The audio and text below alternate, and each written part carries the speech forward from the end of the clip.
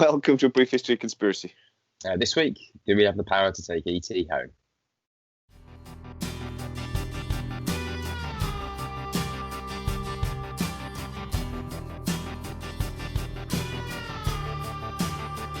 If you're new to our channel, please like, subscribe, hit that little bell notification. It really just helps out. We already have the means to travel among the stars, but these technologies are locked up in black projects, and it would take an act of God to ever get them out to benefit humanity. Anything you can imagine, we already know how to do. These are words spoken by Ben Rich, former CEO of Lockheed Martin's Skunkworks. The man that also said, on numerous occasions, that we now have the technology to send ET home. Ben Rich, director of the Skunkworks, we have the power to take ET home. He was the director of the Skunkworks from 1975 to 1991 as well, and he's considered to be the father of stealth technology. He had a direct hand in the development of the SR71, which is still the coolest aircraft that's ever been built. Fastest thing. You know, one of the things I love about the SR71, we had to steal, using espionage, a load of the titanium to build the thing, because we haven't got a lot of titanium, but the Russians have got loads. So we had to set up all these like dummy corporations and stuff to buy titanium so that we could build the thing, so that we could go fly the titanium back to Russia to spy on them. I always love that. And this is an aircraft. Quite brilliant. The way it was designed, obviously under extreme pressures, the titanium and the metal would expand and push together. So the only way you could do it, that the plane didn't just pull itself apart, it's like Mach 3, was that to make it quite loose when it's on the ground. So it leaked like crazy. They had to have like buckets underneath it when it was on the ground to like catch all the fuel and stuff that just leaked out of the thing. I just love that. He also had a hand in building the F-117, which is the world's first stealth operational fighter, and he had an direct designing the predecessor for the F-22 Raptor. So he was a talented engineer, to say the least, and a talented speaker. So where did it come from? 1993 alumni speech at UCLA. Go on, hit me with a famous quote, because I know you got it there. Well, he's done a few famous quotes, hasn't he? The one in 1989 was the one about having the power to take EP home, but he's also done a slightly more extended quote that was very interesting, where he's we already have the means to travel amongst the stars, but these technologies are locked up in black projects, and it would take an act of God to get them out to benefit humanity. Yeah, you can imagine we already know how to do. See, now we know that the Skunkworks basically is a bunch of people that sit in a black room, or a black hangar, I should imagine, and just have pretty much freedom to do and work on whatever they want. Yeah. They have DARPA are involved, Raytheon, all these other companies. I know it's Lockheed Martin, isn't it, primarily, but all these companies flock to. Well, they're all defence contractors that have all been taking billions of dollars of the American taxpayers' money for decades and diverting it into black projects where there's no oversight and nothing's published. No congressional oversight. The president doesn't really know what's going on. Nothing. So these are the people that could be doing stuff that we wouldn't know about, potentially. Yeah. According to Jim Goodall, in the last few days of Ben Rich's life, he supposedly said that it doesn't matter whether you've seen it in Star Wars or Star Trek, we already know how to do it. I'm a big Trekkie, so I'm like, ooh, transporters. That'd be good. And but he said there's 4,500 people, basically, engineers, some of the most talented engineers in the world, work at Lockheed Skunkworks. They haven't really released anything since the F-22 Raptor. So they've had pretty much 20 years. They've been building something. Yeah, they've been. And that was one of the quotes where he said, they've been doing something. I suppose the very nature of what they have previously admitted to being involved in terms of the stealth technology, though, means that they wouldn't tell us if it was the next military stealth craft they've been working on anyway. Which is it is a big criticism of this Ben Rich quote of we now have the technology to take ET home, which you see on 1,000 Facebook memes. You do. That a lot of people say he was joking. Now, you mentioned 1989. The big famous time he used this quote was in 1993 at the UCLA alumni speech, when two engineers grabbed hold of him afterwards this John Harzen and Tom Keller, and was asking them a bunch of questions. But the thing that in the 1989 is important, like you mentioned, is that because that's the year ET came out. Mhm. So apparently he would do these speeches all over the country, and he would always saying, like, I can't tell you what I've been doing for the last 5 to 10 years because I'm not allowed. But what I can tell you is the Defense Department just gave me a contract to send ET home, and everyone went ha ha ha, and that started this joke. Yeah. Other people says he didn't say it, and he did. He didn't say it once. He said it a few times. So it was his little quip. It was like it was his party piece, which makes you question whether he was joking or whether there is some element of truth to his statement. Yeah. Well, I would say that the same reason for why people say he was joking, so therefore it's not true, is pretty much the same reason, because they say he was a bit of a character, a bit of a personality, which he probably was. I would say that's the same reason why I'd lean towards maybe believing him and actually thinking that he wanted to tell the truth and he was hiding it behind a veneer of humour. Yeah, I think that's definitely possible. Yeah. If I knew stuff like this as well, I think I'd want to let stuff slip occasionally. And I think, if you genuinely had been working on downed UFO aircraft or something, and you were doing an alumni speech, wouldn't you? You'd want to say something, wouldn't you? Yeah. A little tidbit. You'd want to say something. That's almost what he did. Every so often, just gave that one little quote that led people to wonder. Is he joking or is he telling the truth? But this John. I was going to say, if they weren't in a position of being these black budget military contractors that have no oversight and suck in billions of taxpayers' money and don't have to admit where they spend it, then you wouldn't probably question it as anything but a joke. But the fact that he's in the financial position to have been doing what he says he's been up to. Yeah. And somebody somewhere must have gone, stop saying that. People, do you know that people actually take you seriously because you're one of the most important engineers of our generation, military engineers of our generation? People are listening to you. But this John Harzen and Tom Keller, they're engineer alumni, and they were at this 1993 alumni speech at UCLA. And they grabbed all of them afterwards, and they were asking them a few questions, right? So Rich was quoted as saying, "We know how to travel to the stars. We found an error in the equations, and it won't take a lifetime to figure out." They asked him, well, an error in what equations? And he said the error in the equations that manage the propulsion systems. So I take that from saying they've had engineered technology. We've been working on it. We've not got very far, but we've found the problem. Yeah. We've realised what the problem was. We've discussed sort of Bob Lazar quite a lot recently, and we've sort of said, Bob Lazar talked about there being a big breakthrough around this time. He didn't know what it was because he thought it was in another part of the project. But he was talking about a big breakthrough, wasn't he? And then it sort of correlates with this information. So they said, well, how does this propulsion system work? Ben Rich's answer was, how does ESP work? Which is extrasensory perception. Extrasensory perception. That's a word you don't have to say after 4 or 5 pints.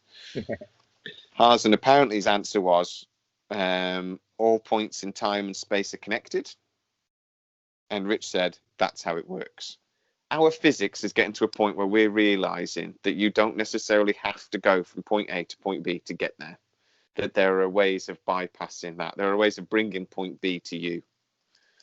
Or changing the space between that. It's like warping or using quantum ways of actually traveling from point A to point B without actually physically having to do it. Well, isn't the Star Trek warp drive actually a scientific thing? NASA have actually gone as far as designing the thing. Yeah. That could warp energy. With our current technology, we can, in theory, do it. I suppose it's warp the actual fabric of the space-time continuum itself. Yeah. Mm-hmm. So you're almost creating a vortex in the space-time continuum to counter the gravitational effect. So the answer, the vortex effect, and that's how supposedly they're able to travel faster than light, isn't it? Because you're technically not physically traveling from there to there. You're doing that sort of thing. One of the examples was if you're trying to travel from there to there, what you want to do is do that. Yeah. And then you can travel relativist. I'm struggling with my words today. Relativist. I still can't get it out. Relative to space, you're not traveling faster than the speed of light. What you're doing is you're traveling a shorter distance. So, and that's what I think that's what he's talking about when he says that all areas of space-time are connected. Mm-hmm. All you have to do is find a shortcut.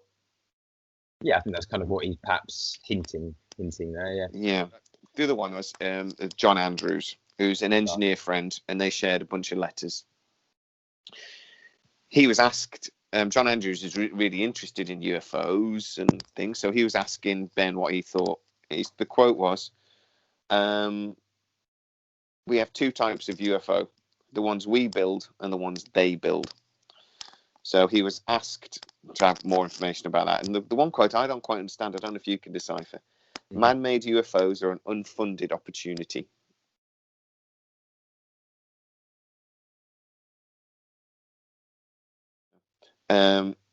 And but the really interesting thing is this: biomorphic aerospace designs are based on Roswell crashed vehicles. So biomorphic is, I mean, it suggests to me that somehow the occupants of the crafts then perhaps in Roswell were actually what's the word, linked to the craft, connected somehow connected from the cockpit of the craft to the craft. Which I would say, but morphic tends to suggest that there was some ability to change depending on situation or need. I mean, we're talking about metamaterials that change depending on pressure and things like this, aren't we? And that we're already sort of using for buildings. Graphene is an interesting material that it changes depending on what forces are put on it. One of the things Jeremy Corbell was talking about recently is they've got material, and it's just like a plasticky stuff, but it's so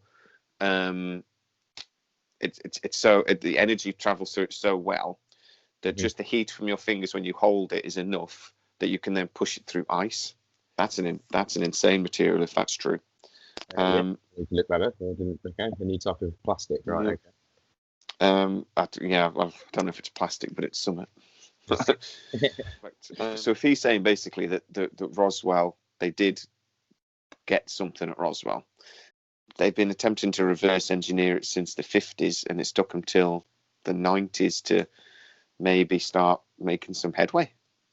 That seems reasonable when it's an alien technology that you're completely unaware of how it operates, how it functions. You've got to slowly catch the monkey, haven't you? Slowly build your intelligence up and your understanding up before you'll figure it all out.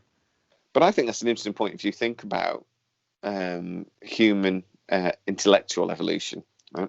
We basically did nothing for 100,000 years. We then started to tinker with machines for a couple of thousand years, went backwards and forwards quite a lot. We figured out drainage, then we forgot about it for 500 years, and we whatever else. But then in the last 100 years, we've gone from the Orvilles flying basically a kite 12 feet to going to the moon within 50 years of that, to now this electronic revolution that genuinely we're at a point now that if I took my mobile phone back even 30 years, people would think it was witchcraft or something. People would be like, what the hell is that thing? I mean, obviously, if I took it back 30 years, it wouldn't work because you need the cell towers and the infrastructure and everything else. But you take my point. That if you could, if I could get somebody from 30 years ago and bring them to today, they would think it's witchcraft. Yeah. Even me as a kid, if you showed me my TV now, I'd be like, whoa, man, that's amazing. It's like, yes, technology is moving very, very, very quickly. And that makes you then wonder about the lack of technological development in the propulsion area. Yeah, why are we still using rocket engines?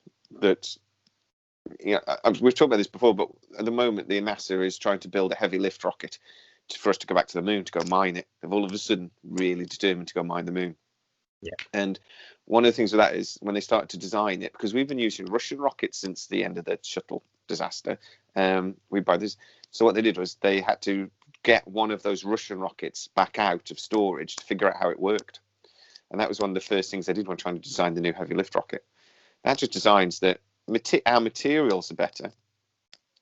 But other than that, rocket technology has not moved since von Braun. No. We're going to go back to the moon exactly the same way we did in 69. We'll go back the same way. 50 years later, or more than 50 years later now. 55, maybe 60 by the time we get there. Yeah, it will be. Yeah. And it's only because we're running out of certain materials like lithium and stuff like this that we need for our battery technology. And there's something that we use in TVs. Apparently China have got like almost all of it and it's running out. So if we want to carry on using liquid crystal TVs, we're going to need to go and get some. And apparently there's some on the moon. So we're going for it. And there's these exotic rocket materials that they think, rocket fuel materials, they think we might go get. And there's 10 times more titanium on the moon than there is on the Earth as well. We like titanium. So we're going to go get that as well, because the moon is really a titanium space station with a rocky outer bit. So we're going to go and ask the reptilians. The rocks and start mining away their craft, yeah? Yeah. Ask the reptilians if they don't mind just taking some of the titanium, please. We'll do another video on the moon because we did that really early on in our series, and I think we could do a better job, but we'll do that again. Yeah. But anyway, right. So back to Ben Rich. So what do you think then? Was he just having a laugh? Was it a joke, or do you think there might have been more to it? It's a difficult one. This is something you've believed though for years, isn't it? I mean, you bring this quote up a lot. Yeah, I do. I think that it's more likely to me, given who he was the CEO of and the funding that they've had and the secrecy of their projects, that he's more likely these quotes were little snippets, just to capture the imagination of the people that he was giving the speeches to. Mm-hmm. I think there's probably some truth to some of them, but it could have probably elaborated as well. For everybody elaborate their stories, don't they, to get a bigger response from a crowd if you're doing a speech and pleasing the crowd. So I reckon there's probably some element of truth to some of them, but probably a bit of elaboration as well. It's how there's 2 or 3 people around it, though, isn't there, as well? Like these Hazen and Tom Keller people. James Goodall was a space engineer. John Andrews was an engineer friend. And reporters and things, the aerospace reporters he's spoken to over the years. There seems to be quite a few people that have said he said these things. I could completely see that if he's a slightly cheeky character, that he would think that was quite funny. Yeah. I think if it's not true, he probably looks back and goes, "Oh, God, I really wish I'd said that now." With all us running around talking about him still, sent an ET home. I'm in 2 minds about it, but with everything else that we're talking about, secret space program and Bob Lazar and everything else we've been discussing, it tends to lean towards, I think this is a bloke, almost sarcastically telling us the truth. And at the end of that, he probably knew, I cannot tell the truth. You can almost see the CIA bloke the next day going, "Why did you say that?" Because it was a joke. It was a joke.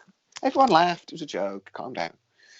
And then, but then say, like, maybe don't tell that joke. So people listen. But also, these people, they love misinformation, actually. So if the CIA were watching these things, they probably would they're going, "That's great.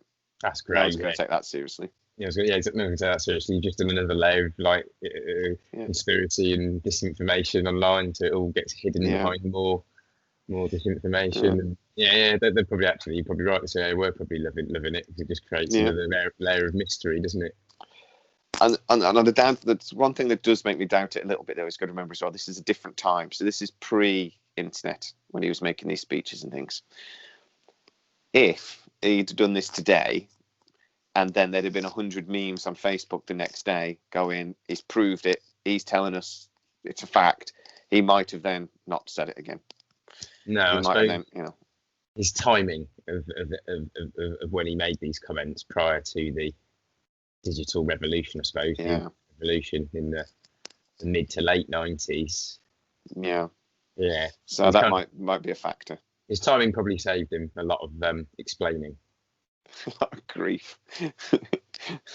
You said what? It's like, all right then. Yeah, we tend to do a lot of proper, percentages on this one. Recently, we were 90-10 on Bob Lazar that we believe in. So where are you on Ben Rich? Ben Rich. I'd have difficult one. Yeah, probably not quite as high as Bob, because some of these statements you're lacking actual citations for some of these quotes, aren't you? They're just around on the internet as well. People, to be honest, for the research, I've had to ignore a lot of crap. You go on and look at YouTube videos, and he says, "Oh, he did this and he said that," and you just like very immediately go, "You've got no evidence for that. There's no proof he said that. I'm going to ignore it." So a lot of stuff just ignored completely. But I'd still say there's probably a higher probability of it maybe being elaborated, but still linking to the truth of what they've been up to at Lockheed Martin. I don't know, maybe 80-20 on this one, or I'm about 60-40. Yeah, I was talking between 70-30, 80-20, but maybe I lean towards. Yeah, I lean towards. If at the end of the day, if any of what we're talking about in this series of Secret Space Program is true, or Bob Lazar is true, or any of it, he would know. And is it just enough that he would tease us with it a little bit? And I think maybe. I think maybe he would. Because one of the things he did say, wasn't it, that locked up in the desert, we've got stuff that's 50 years beyond anything you can imagine. And that is a direct quote that has been that is a confirmed quote. That boggles the mind of what could be possible then. What do we not know? We know that the secret compartments of governments are generally technologically ahead of the rest of the world. Yeah, that's America's pretty much its ethos, isn't it? Technology wins a war.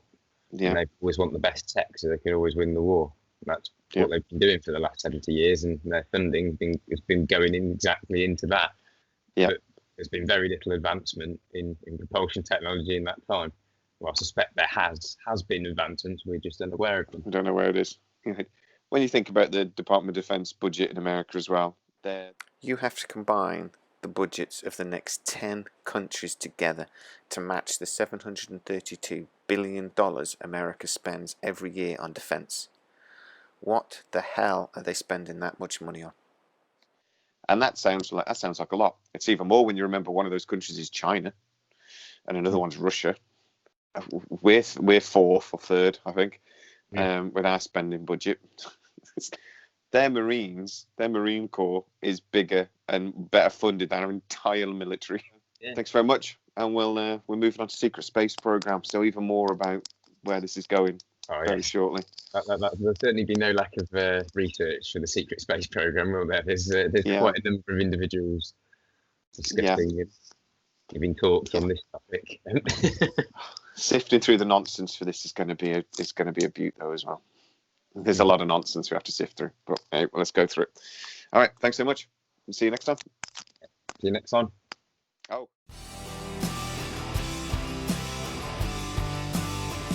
Okay. Oh, you look really. I like.